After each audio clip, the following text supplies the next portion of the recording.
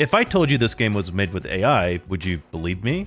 Here, let me play a little bit of the gameplay and see if you can spot it. Respawned. Kick it like a football. Boom! You. Viewers at home, an event is on the way that will make things pretty interesting for our contestants. For anyone unaware, it might be kind of hard to tell. Maybe the art, or possibly some kind of AI player in the background? Not exactly. This game is called The Finals, and it's been one of the most recent games to fully feature AI-created voice lines for 2 characters in the game who commentate over the live arena matches. Welcome to Quick Cash, the team that tucks away enough money first triumphs. Scotty said it! Let's see who's got the pace to ace this race. The reactions were a bit mixed, but the game is doing fairly well regardless. Now, I already know what you're thinking. What's the big deal? Don't games use AI all the time with how NPCs walk around and stuff? Sure, but that's actually a different kind of AI entirely. For this video, before we start answering any more questions or doing any speculation on how doomed we are, we need to talk about what AI is and what it isn't.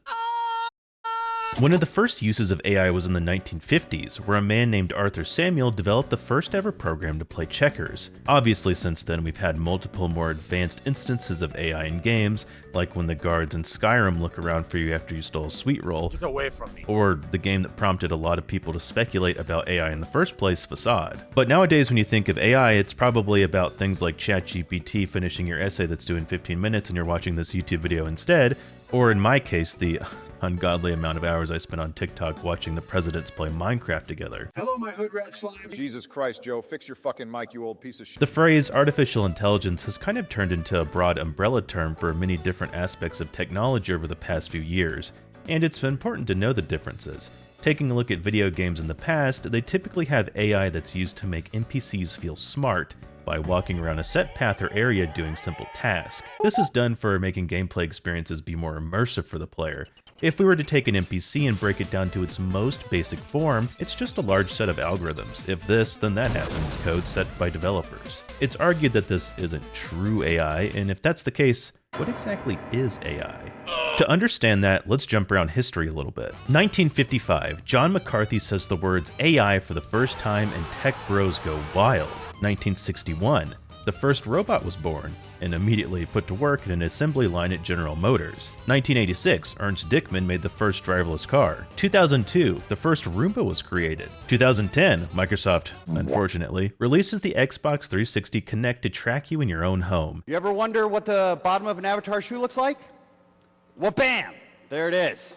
And just a year later, Apple released Siri to record your voice in your own home. Hey Siri, am I gay? Yes.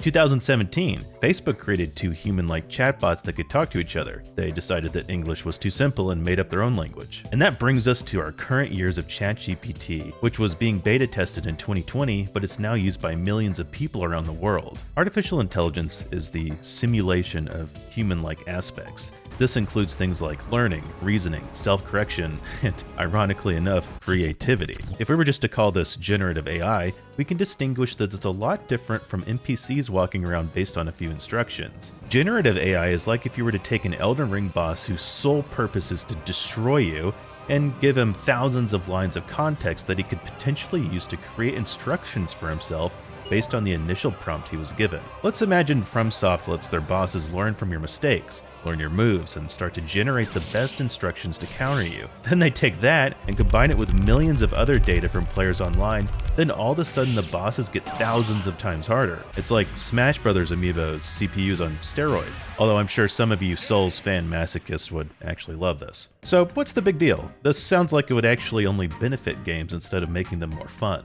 For this, we need to look at one of the main causes for concerns surrounding generative artificial intelligence and how it works. Most popularly, we use things like ChatGPT for text-based tasks like writing a paper or organizing lists. But there have been a large number of people who started to use generative AI to create images, which is now dubbed AI art. Some of the most popular services are things like Midjourney or DALL-E 2. These are systems that are fed millions of images, then they apply noise to those images, remove the noise, and try to learn how to recreate that image or something that looks similar to it.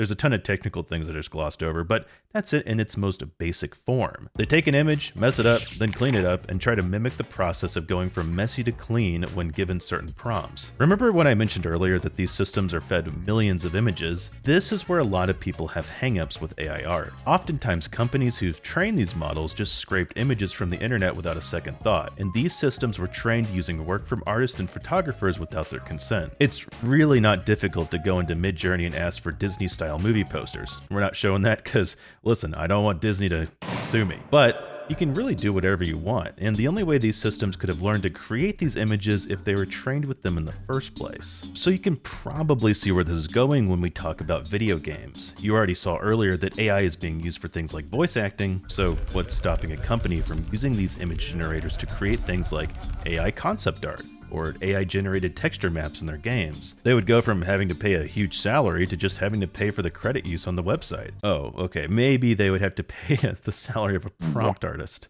Forgot about those guys. It kind of seems like a bleak future we're headed towards, where a lot of creative artists are just going to be replaced by artificial intelligence. We're at the mercies of AAA studios looking to save money. But there's a problem. Actually, there's a few problems. Generative AI is a fairly new concept, which means there are really no laws or regulations surrounding it. Many AI art generators were trained with copyrighted content, but in the US, laws state that things not made directly by humans are non-copyrightable. Then there are laws about things like transformative use. Is this copyrighted work actually altered so much that it's no longer comparable? It's going to take a while to figure this stuff out. And the last big thing is companies want are multiple lawsuits for copyright infringement. However, if a company feels like their AI model is ethically trained, there would be nothing to stop them from using it. There are already several companies in China who are doing this, like Hoyoverse, for example, who synthesized a voice actor's lines when the real VA was pulled from projects for a criminal investigation. They said, oh, we're only going to do this once, of course. But we all know what happens when greedy companies end up finding ways to save money. I also found this article from illustrators in China who were laid off recently, quoting that AI was partly to blame and that 2 people could potentially do the work that used to be done by 10. This is obviously pretty scary for anyone that works in creative media outlets, no matter what part of the world you live in. There have been huge backlashes for the use of AI in multiple different forms, not only from people who might be at risk of a job, but the consumers who enjoy these things. I was curious about this, so I ran a poll in my YouTube community section asking, do you care if video games use AI art or AI in their development? Almost 4,000 of you voted, and to be honest, the results were pretty split. 56% said you don't really care, and 44% said keep the robots out. But what was more interesting were the comments, because a lot of you mentioned that you'd be okay with the use of artificial intelligence as a tool for people, not as a replacement. Which, to its credit, AI is very good at. It's definitely not creative, but it can do some pretty cool simple tasks. Here, let me show you an example. Uh-oh, Pikachu and Ash are inside of Pal World, and if we don't remove them, Nintendo's gonna sue us. We can just select the copyrighted material here,